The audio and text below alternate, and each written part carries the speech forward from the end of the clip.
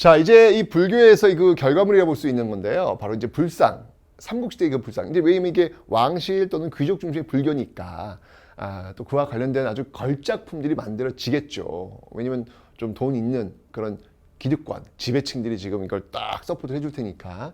그래서 정말 걸작들이 많이 나와요. 삼국시대의 이 불상 중에서 대표적인 불상들이 공통적으로 고구려 백제 신라에서 공통적으로 보여질 수 있는 불상, 이게 유행했던 불상이 뭐냐면 바로 금동 미륵보살 반가 사유상이라는 거예요. 자, 설명을 제가 드릴게요. 이게 뭐냐면 금동으로 만들어진 재료예요, 재료. 미륵 보살이에요. 여러분들 미륵은 어떤 부처님이냐면 아직 보살이니까 보살은 부처가 되기 전 단계예요. 그러니까 부처가 되려면 보살 단계에서 약속을 해. 이걸 서원이라고 하는데 나는 이 보살일 때 뭐뭐뭘 하겠다. 이게 다 이루어지면 부처가 되는 거예요. 아까 제가 설명드렸죠. 관세음 보살. 내가 현재 살고 있는 모든 사람들의 소원을 다 들어주면 그 다음에 부처가 되겠다라는 약속을 했듯이 여기 미륵 보살도 마찬가지예요. 미륵 보살의 약속은 뭐였냐면 나는 미래에 도탄에 빠진 중생들을 구원하러 오겠다. 즉 미륵보살은 미래부처예요. 미래불이에요. 미래불. 그 미륵보살이 반가, 가부좌를 반만 틀고 탁 틀고 사유. 내가 어찌하여 중생들을 구제할 수 있을까. 이 사유하는 모습들, 이 모습을 담고 있는 게 바로 금동 미륵보살 반가 사유상이다라는 건데 걸작이에요. 이게 지금 특히 이제 청동으로 만든 국보기도 하죠. 이게 있는데 진짜 보고 있으면 어떻게 금속을 가지고 저런 모습을 만들어낼 수 있을까? 이게 가능한 걸까라는 생각. 아마도 그거는 이걸 만드신 분이 진짜 불심으로 부처님의 얼굴을 만들듯이 만들지 않았다면 이건 불가능한 거겠죠. 이 어떤 그 조각상을 보면서 그 시대 이걸 만들었을 그 사람들의 마음을 좀 알 수 있지 않을까라는 생각이 듭니다. 금동 미륵보살 반가사유상 대표적이고요. 자, 고구려 불상의 특징을 한번 좀 본다면 대표적인 게 있다면 이게 있습니다. 자, 여러분 이제 이 중급 문화, 이 그 기본 문화에서 공부하실 때 여러분 문화재 이름을 다 외우진 마세요. 그럴 필요 없어요. 그런 건 묻는 문제 안 나옵니다. 사진을 주고 이게 어느 시대인지만 아시면 돼요. 아시죠, 여러분들? 제 이제 이름을 써드릴 거예요. 뭐 금동, 연가 7년명, 뭐 열애 입사소도 이걸 외우려고 하지 마시라고요. 그냥 사진만 보시고 이거 고구려 거야 이렇게 아시면 되는 거예요. 자, 그게 뭐가 있냐면요. 금동으로 만든 재료 먼저 쓰고 연가 7년, 연가 7년이라고 하는 글자가 명 새겨져 있는 열애 부처님이에요. 그러면 또 다른 말이에요. 입상 서 있는 모습. 이게 바로 금동 연가 7년 명 열애 입상이라는 겁니다. 이게 굉장히 작은 사이즈지만 그윽한 미소 이렇게 바라보고 있으면 그윽한 미소를 담고 있는 모습을 확인할 수 있을 겁니다. 그 다음에 여러분들 이제 백제입니다. 백제 너무 유명한 불상이 있죠. 바로 서산에 있습니다. 서산 용현리에 가시면 볼 수 있어요. 서산 용현리에 이 바위에 새겨져 있습니다. 그래서 바위에 새겨져 있다라고 해가지고 마애라 그래요. 마애 열애 역시 부처님이에요. 부처님이 삼존상 3명이 있다는 얘기예요. 네, 서산용현리 마해열의 삼존상이 있는데요. 기가 막힙니다, 정말. 우린 이걸 이제 백제의 미소다라고도 이야기합니다. 백제의 미소다라고도 이야기를 하는데 정말 보고 있으면 너무 좋아. 그윽한 미소. 하나의 거부감도 없어요. 이게 고대 불상의 어떤 그 특징을 보면 공통점이 보이는 게 뭐냐면 그윽한 미소, 특히 삼국시대 불상은 그윽한 미소를 담고 있다라는 거예요. 왜 그럴까? 글쎄 뭐 이거 제 개인적인 의견이지만 이때 이제 외래 종교 불교가 들어와야 되잖아요. 그러면 거부감이 없어야 된단 말이에요. 막 외래 종교 들어왔는데 막 이런 모습이면 이게 다 좀 그렇잖아요. 여러분. 부담스럽잖아요. 그죠? 그래서 항상 그윽한 미소를 지으면서 시무의 여원인 이런 수건, 이런 어떤 손의 모습을 보여주면서 두려워하지 말라. 내가 너를 도와줄 것이야. 라고 이렇게 웃고 있는 신의 모습. 이러면 좀 믿고 싶은 느낌이 들잖아. 그죠? 그래서 아마 이 그윽한 미소를 보여주는 게 아닐까라는 생각이 듭니다. 특히 이 백제의 미소를 띠고 있는 서산유인이 마이열의 삼중상은 참 제 얼굴을 많이 닮았더라고요. 무슨 소리야? 네.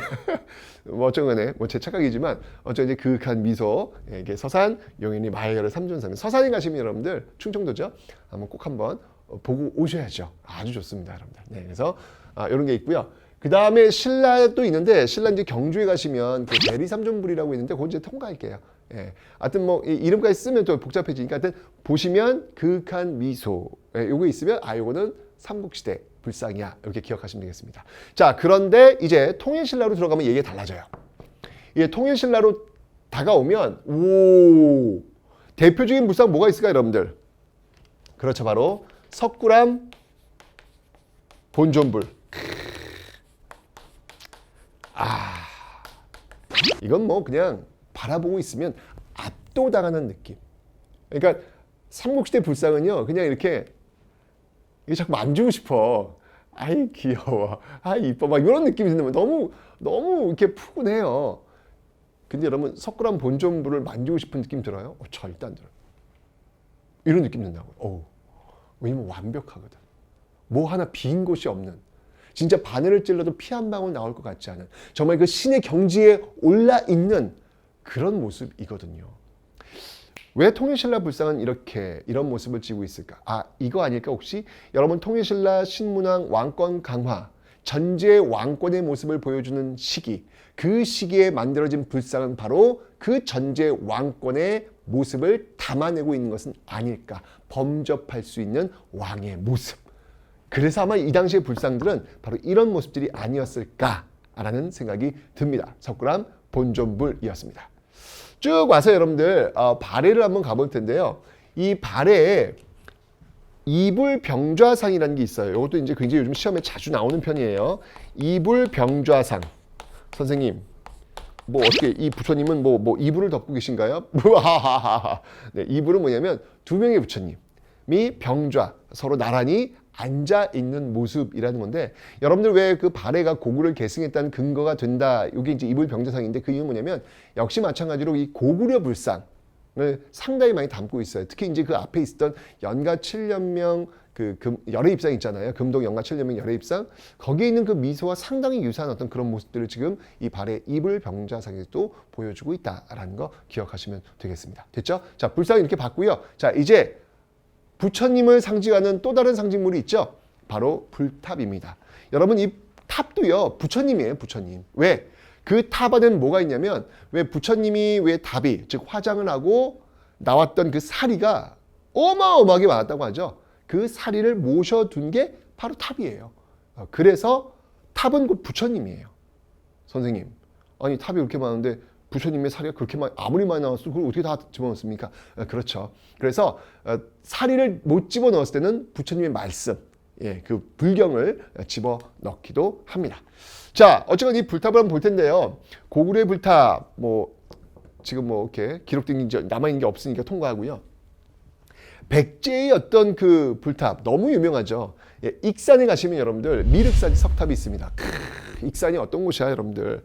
바로 이 익산하면 여러분 무왕과 관련된 곳 아닙니까? 무왕. 무왕이 어떤 그 제2수도 프로젝트의 어떤 그 실천 공간이 바로 익산이었잖아요. 바로 이 무왕이 누구야? 무왕이 바로 이 서동 아닙니까? 서동. 서동하면 딱 연결되는 선화공주. 요 내용이 담겨 있는 곳이 바로 익산 미륵사지 석탑입니다. 그죠? 네. 이런 얘기 있잖아요. 선화공주가 이 서동과 함께 데이트를 하다가 이게 무왕과 함께 그때 이제 서동이 이제 무왕이 된 거야. 백제 왕이 된 거죠. 데이트를 하다가 이곳에 사찰을 하나 지어 주십시오. 라고 해서 지은 탑이 바로 익산의 미륵사지 석탑. 그래서 익산 미륵사지 석탑은 이 서동과 선화의 어떤 사랑 이야기가 담겨 있는 어떤 그런 공간이라고 우리는 믿고 있었단 말이에요. 삼국유사에 그렇게 나왔으니까, 이런 스님이 그렇게 썼으니까. 그런데 발굴을 했더니 대박. 익산 미륵사지 석탑에서 이 사리함을 열었는데 여기에 글자가 새겨져 있어요. 이 익산 미륵사지 석탑을 발언한 이는 선화공주가 아니라 사택적덕의 딸이더라 라는 게 딱 명문화 글로 남겨져 있는 거예요. 대박. 완전 충격. 우리의 선화공주는 어디 가신 거야? 라고 하면서 아주 정말 그 패닉에 한번 이르렀던 시기가 있습니다. 그래도 선화공주를 놓치면 안 되니까 선화공주가 이걸 먼저 발언했고 일찍 돌아가신 거야. 그 뒤를 이어서 사택적도기까지 완성시킨 거야. 뭐 이렇게 지금 또 연구가 되고 있는 모습들도 있지만 여러분 그래요. 이게 탑이요. 탑이 이게 탑을 한번 딱 열면요. 정말 그 1000년 이상의 이 고대 탑, 1000년 이상의 수수께끼를 안고 있는 거예요. 너무 그래서 경이로워. 근데 여러분들 그거 아세요? 고대 탑 중에서 한 번도 아직 해체하지 않고 그때 만들어진 그 모습 그대로 남아있는 탑이 하나 있어요. 그 탑이 뭔지 아세요? 그게 바로 부여에 가시면 볼 수 있는 정림사지 5층 석탑이에요. 유일한 탑이에요. 이건 아직 한 번도 해체되지 않았어요. 그 안에 여러분들 약 1500년 전에 비밀 이야기가 숨겨 있어요. 익산 미륵세 석탑도 열어보지 않았으면 사택적덕의 딸을 만날 수 없었듯이 부여 정림사지 5층 석탑도 고대 1500년 전의 비밀을 분명히 우리에게 이야기해 줄 것입니다. 그래서 전 정말 여기 가면 정말 신비로워요. 저 안에 고대사의 비밀이 있다. 그래서 그런 마음은 있어요. 보고 싶어요, 저도요. 알고 싶어요. 그런데 제 삶 속에서 그걸 못 볼 수도 있죠. 제가 먼저 죽을 수도 있잖아요. 그죠? 이 석탑은 더 오래 갈 수 있잖아요. 근데 더 건강하게 해체하지 않고 건강한 모습, 그 모습 그대로 남아 있었으면 좋겠다. 뭐 나중에 뒤에 오는 사람들이 언젠간 볼 수 있겠죠. 그죠? 그런 마음도 있어요. 그래서 부여 정림사지 5층 석탑 같은 경우는 그런 생각이 들더라고요. 내가 이 탑을 보러 가는 게 아니라 그 앞에 서 있으면 그 탑이 나를 바라보고 있는. 왜냐면 이게 한 1000년 이상의 어떤 시간을 그 안에서 정말 모든 것들을 다 본 탑이잖아요. 그죠? 진짜 신처럼 느껴지는 그런 느낌이라고나 할까? 내가 그 탑을 보는 게 아니라 그 탑이 나를 바라보고 있는 느낌. 그래서 그 앞에선 왠지 모르게 이 옷깃을 여미어야 될 것 같은 그런 느낌. 그런 느낌이 바로 이 부여 정림사지 5층 석탑에서 들고 있습니다. 자, 이 익산 미륵사지 석탑 같은 경우에는요, 이게 지금 잘 보시면 알겠지만 이게 나무로 만든 집 같아요. 그래서 이거를 목탑 형식에서, 그런데 이제 만든 건 돌이잖아요. 그죠? 석탑 양식으로 바뀌는 어떤 그런 계기가 된 탑이 아니겠느냐, 이렇게 이제 이야기를 하고 있고요. 부여 정림사지 5층 석탑은요, 참 또 아픈 역사를 안고 있어요. 이 백제가 멸망됐을 때, 이 당나라 군대가 여기 와가지고 우리가 백제를 멸망시켰다라는 것을 새겨놨어요. 그래서 이 탑을 평제탑이라고도 불러요. 평, 제압했다는 얘기죠. 어디를? 백제를. 백제를 평정했다라는 것을 기록한 탑. 그래서 평제탑. 정말 아픈 역사, 이런 것들도 온 몸에 상처로 새겨놓고 문신처럼 새겨놓고 우리를 이렇게 그윽한 모습으로 바라보고 있는 정림사지 5층 석탑. 아직 한 번도 그 안을 공개하지 않은, 보여주지 않은 정말 신비로운 탑.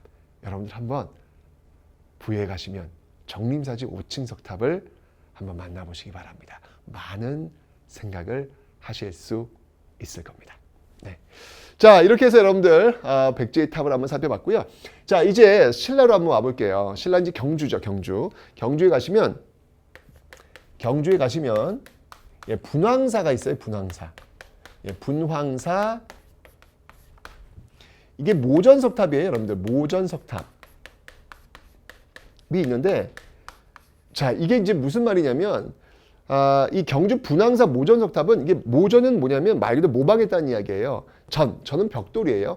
벽돌을 모방해서 돌로 쌓은 탑이라는 얘기입니다. 이게 무슨 말이냐면, 여러분들 중국의 탑은요, 전탑이에요. 즉 벽돌을 쌓아 올린 탑이에요.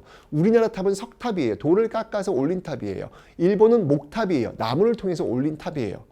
어느 탑이 더 우수할까? 전탑이 우수할까? 석탑이 우수할까? 그리고 저 목탑이 우수할까? 이런 질문 자체가 굉장히 좀 웃긴 질문이 된다는 얘기예요. 이런 질문 말이 안 된다는 얘기야. 그 지역의 특성에 맞는 재료를 가지고 탑을 만들었을 뿐이죠. 그죠? 뭐에 어떤 우열이 없다는 이야기예요. 우리는 돌이 많아요. 돌이 많으니까 그 돌을 깎아서 그냥 쌓아 올리면 되는 거예요. 근데 중국은 황토, 흙이 많아요. 황하, 흙이 많아요. 그래서 그 흙을 구워가지고 벽돌을 쌓아 올린 탑을 많이 만듭니다. 그런데 이 분황사 모전석탑이에요. 이건 뭐냐면 대박이야. 난 진짜 아니 난 옛분들은 정말 상상이 안 가. 이분들 어떻게 이런 상상을 하셨지? 돌을 벽돌처럼 깎아가지고 그걸 쌓아 올린 거예요. 대박 아닙니까 여러분들? 흙을 구워서 올린 게 아니라 돌을 그 단단한 화강암을 다 벽돌처럼 쪼갠 거예요. 다 쪼아가지고 그걸 쌓아 올린 탑이야. 이게 얼마나 정성이야. 나는 이건 대단한 정성이다. 그 당시에 무슨 뭐 기계가 있겠습니까? 뭐가 있습니까? 다 이 돌과 이 정을 갖고 이게 쪼아가지고 만든 건데 이걸 전 진짜 보고 있으면 대단하십니다. 여러분들 이런 생각이 들더라고요. 경주 분황사 모전석탑 이 앞에서 한번 정말 이 장인 정신이 무엇인가를 한번 여러분들 한번 확인해 보는 건 어떨까라는 생각이 들고요. 그 다음에 이제 목탑도 있었어요. 그 목탑이 있다면 이제 지금은 없죠. 지금은 없는데 황룡사 9층 목탑이 있어요. 황룡사는 여러분들 이건 진흥왕 때 만든 거고요. 9층 목탑, 그 황룡사 안에 있는 9층 목탑은 선덕 여왕 때 만든 그런 탑이다라는 것이죠, 여러분들. 저는 이 황룡사 9층 목탑을 보면서 그런 생각이 들더라고요. 여러분이 황룡사 9층 목탑을 세웠던 때가 언제면 643년이에요. 643년이 어떤 때냐면 그 전에 642년 신라의 정말 위기였거든요. 백제 의자왕이 밀고 들어와가지고 대야성 전투에서 완벽한 승리를 거두고 신라를 압박해 들어갔던 시대. 그때 이 위기를 느꼈던 신라가 김춘추, 선덕 여왕이 김춘추를 고구려에 보내요. 그때 이 고구려 쿠데타를 통해서 집권했던 그게 이제 연개소문이에요. 그것도 또 똑같이 642년이에요. 이 연개소문을 만나서 도와달라고 요청을 하죠. 그런데 연개소문은 한강제국을 내놓지 않으면 도와주지 못하겠다고 이야기하죠. 결국 결렬돼. 그래서 결국은 이 신라로서는 완전 고립되는 상황이야. 백제는 막 물밀듯 들어오고 있고 고구려는 도와주지 않겠다고 이 절치대명의 위기 상황. 그 위기 상황 속에서 선택했던 것이 무엇이었냐면 바로 황룡사 9층 목탑이에요. 643년 바로 그 다음에 선덕 여왕은요 발상의 전환이 들어갑니다. 그래? 우리가 이렇게 위기야? 그렇다면 우리가 이제 발상의 전환을 해서 문화강국도 아니고 군사강국도 아니고 항상 후진적 나라에 있고 항상 누군가의 도움을 요청해야 됐던 이 신라 여기서 탈피해서 이제 우리가 삼국을 한번 통일해보자. 우리 신라인들이요 이 모든 비전을 공유하라 라고 해서 그 경주에 무려 30층 높이의 아파트 80m에 이르는 이 황룡사 9층 목탑을 딱 떠올린 거예요. 그리고 거기다가 딱 그 우리들이 정복해야 될 나라들 그 나라들 땅땅땅땅땅 새겨 넣으면서 모든 신라인들에게 안 그렇겠습니까 여러분들? 신라인들은 아침에 일어나면 눈 뜨면 딱 보이는 게 그거예요. 바로 신라의 비전, 우리가 삼국의 주인공이 된다라는 그 비전을 공유하면서 이제 삼국 통일의 박차를 가하게 되는 모습들 그리고 최종적 주인공은 신라가 됐다는 사실. 그 상징적인 게 바로 이 황룡사 9층 목탑이라는 겁니다. 정말 발상의 전환, 정말 비전의 공유 이런 것들을 보여주는 상징적 모습들. 황룡사 9층 목탑에서 우린 정말 또 많은 것들을 배울 수 있지 않을까라는 생각이 드는데요. 이건 여러분들 지금 고려 몽골의 침입 과정에서 다 불타버립니다. 나쁜 것들 진짜. 왜 이걸 불태워? 정말 나빠. 그죠? 그래서 지금은 이제 벌판밖에 없어요. 다 불타가지고. 근데 여러분들 제가 이게 답사를 가면서 제가 하나 그 노하우를 알려드리면 답사도 다 때가 있는 거예요. 그러니까 아무 때나 가는 게 아니라 때가 있어야 돼요. 그래 느끼는 게 달라지거든. 여기는 언제 가시냐면 가을에 늦가을에 낙엽이 떨어질 때 이때 한번 가보세요. 이제 가면은 여기 이제 이 주위가 농사를 다 지어가서 다 이제 추수가 다 끝난 데예요. 그 가을에 한 5시경 때문에 이제 노을이 지기 시작합니다. 해가 떨어지기 시작하니까요. 그리고 낙엽이 딱 떨어질 때 거기 이렇게 가만히 앉아 있으면 기차가 또 지나갈 거예요. 여기 앉으셔가지고 한 번쯤 무념무상에 한번 빠져보세요. 되게 멋지다. 한 1000여 년의 역사를 갖고 있는 이 신라. 하지만 지금은 아무것도 남아있지 않은 진짜 뭔가 아파트 30층 높이의 어마어마한 번성을 누렸던 이 신라. 근데 지금은 아무것도 남아있지 않은 이 비어있는 벌판. 그리고 떨어지는 낙엽. 그리고 노을. 그리고 지나가는 기차. 인생은 무엇일까? 이런 걸 아마 여러분들 이거 평생 못 잊을 겁니다. 네, 한번 그 타이밍 늦가을에 한번 경주에 한번 가보시기 바랍니다. 느끼십시오. 네. 자, 황유사 구층 몽탑 이렇게 한번 봤고요. 자, 이제 통일신라로 한번 가보겠습니다. 통일신라 하면 여러분들 우리 빼놓을 수 없죠. 불국사 3층 석탑. 불국사 3층 석탑은 지금 여러분 보면 알겠지만 완벽해요. 이 불국사 3층 석탑도요. 이게 그냥 만들어진 탑이 아닙니다. 이 불국사 3층 석탑은 다른 말로 석가탑이라고도 하고요. 그리고 그림자가 지지 않는 탑. 그래서 무형탑. 이 그림자가 앉아가지고 결국은 사랑하는 연인이 결국 물에 빠져 죽었다는 어떤 그런 가슴 아픈 또 이야기도 좀 전달되고 있잖아요. 그죠? 불구사 3층 석탑. 여러분들 이 3층 석탑은 또 이제 해체를 합니다. 수리 복원을 하기 위해서. 수리 복원하면 반드시 뭔가 나온다 그랬죠? 여기서 나온 게 있어요. 와우! 어마어마한 게 여기서 지금 나옵니다. 이렇다니까요, 여러분들. 탑 하나 열면 이게 엄청나게 나온다니까요. 그래서 정림사 5층 석탑 열었을 때는 엄청난 고대사의 비밀이 나오는 거야. 여기서 나온 게 뭐였냐면 바로 무구정광 대다란이경. 무구정광 대다란이경. 자, 이 무구정광 대다란이경의 역사적 의의를 한번 들어볼까요? 현존하는 세계에서 가장 오래된 먹판 인쇄물이 바로 이 무구정광 대다란이경이다. 와우, 세계 가장 오래된 최고 여기 나온 거야. 이러니까 탑이 엄청난 보물이라는 이야기예요, 여러분들. 그죠? 불구 3층 석탑. 여기 앞에 서 있는 탑이 뭐죠, 여러분들? 네, 바로 다보탑입니다. 근데 여러분들 이게 지금 통일신라 탑인데 이게 그냥 불국사 3층 석탑 그 옆에 다보탑이 있잖아요. 이게 그냥 있는 게 아니에요. 여기 다 스토리가 있어요. 이게 뭐냐면 이게 스토리를 알고 봐야 돼. 이 불국사 3층 석탑, 이 불탑은 곧 부처님이라고 설명드렸죠. 석가탑이 석가모니가 지금 불법을 지금 알리고 있는 장면을 지금 연상시킨 거예요. 석가탑을 지금 그걸 세운 거야. 실제로 가시면 그 주변에 방석 같은 것들이 놓여져 있어요. 연꽃 무늬로 방석 같은 것들을 석가탑 주변에 놨단 말이에요. 이건 뭐냐면 중생들이 앉아가지고 지금 부처님 말씀 듣고 있는 장면이야. 그런데 여러분들 불경에 이런 말이 있어요. 석가모니가 이야기할 때, 불법을 이야기할 때 그 불법은 진실이야, 진리야 라는 것을 내가 알려줄게 라고 이야기했던 부처님이 있어요. 그 부처님이 다보 부처님이 석가모니가 진실을 이야기할 때 내가 그것이 진실이라는 것을 이야기해 줄 것이다 라고 약속한 부처님이 계시다고요. 그 부처님이 다보불이야. 바로 그래서 석가탑 옆에 다보탑이 있는 이유가 바로 그거예요. 부처님 석가모니가 지금 불법을 이야기하고 있고 그러자 땅이 두두두두두 갈라지면서 이 다보불이 하늘에서 뻥 솟아오르면서 바로 저 석가모니의 말이 진리다 라고 이야기하는 그 스토리를 담아 놓고 있는 게 바로 불국사 3층 석탑과 다보탑이다 라는 겁니다. 이 엄청난 드라마틱한 이야기를 알고 거기를 보셔야 그게 제대로 보여지는 겁니다. 됐죠, 여러분들? 네, 갈 때마다 정말 놀랍다는 생각이 듭니다. 자, 이렇게 있고요. 이제 통일신라 말기로 한번 가볼게요. 이 불국사 3층 석탑은 정말 보면 완벽해요. 균형미 완벽해. 정말 비례미 완벽해. 진짜 완벽하다는 생각이 듭니다. 그러니까 통일신라, 그러니까 뭐 석굴암 본전물도 그렇고 불국사 3층 석탑도 그렇고 다보탑도 그렇고 정말 이 불교 불상 불탑의 절정을 지금 보여주고 있는 게 아닌가라는 생각이 듭니다. 그러면서 이제 거기 꼭지점이 있으면 살짝 좀 무너집니다. 통일신라 그 말기에 나오는 그 탑 중에서 뭐가 있냐면 바로 그 양양에 가시면요, 강원도 양양에 가시면 진전사지 3층 석탑이라고 있어요.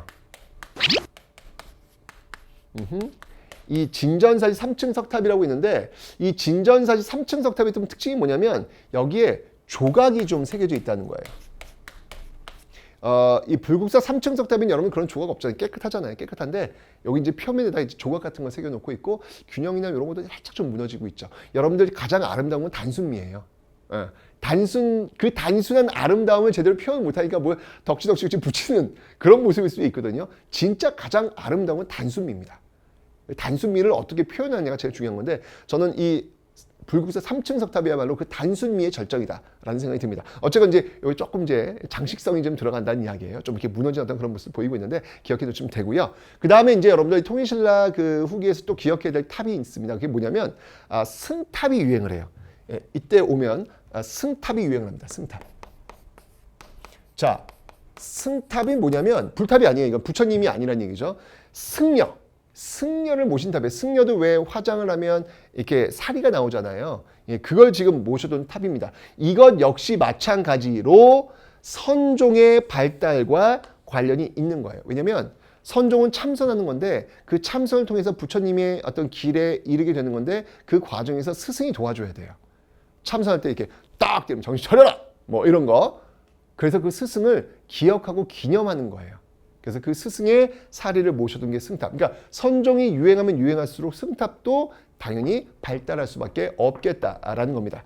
자, 이 승탑 중에서 제일 대표적인 통일신라 그 말기의 대표적인 승탑이 있다면 어떤 탑이 있냐면 바로 쌍봉사에 있는 철감선사 승탑. 이것도 이제 사진만 보시면 돼요. 철감선사의 승탑. 정말 이것도 참 대단한 그런 기술이다, 예술이다라는 것들을 보여주고 있습니다. 그래서 이런 승탑이 유행했다는 거 기억하시면 되고요. 자, 이제 마지막으로 발해 볼 텐데요. 발해에서는요, 발해의 영광탑이라고 있습니다. 발해의 영광탑. 자, 이렇게 탑이 있다는 거 여러분이 기억해 놓으시면 되겠습니다. 됐죠? 오늘 이 강의에서 여러분이 좀 초점을 맞추실 게 뭐냐면, 전 특히 이제 황룡사 구층목탑, 어떤 그 상징적인 어떤 그 모습들을 가지고 어떤 시대의 어떤 이거 변화를 추구하려고 노력했던 그 발상의 전환을 추구하려고 노력했던 642년의 어떤 그 국가적 위기 속에서 무릎을 꿇을 수도 있음에도 불구하고 무릎을 꿇지 않고 모든 구성원들과 똑같은 비전, 발상의 전환, 우리가 삼국의 주인이 되자라는 그 깃발을 높이 들었던 황룡사 구층 목탑, 이것이야말로 우리도 많이 어렵고 힘든 일이 있을 때 보여줄 수 있는 반전의 어떤 카드가 아닐까라는 생각이 들면서 오늘 강의 마치도록 하겠습니다. 발상의 전환, 반전의 역사, 황룡사 구층 목탑이었습니다.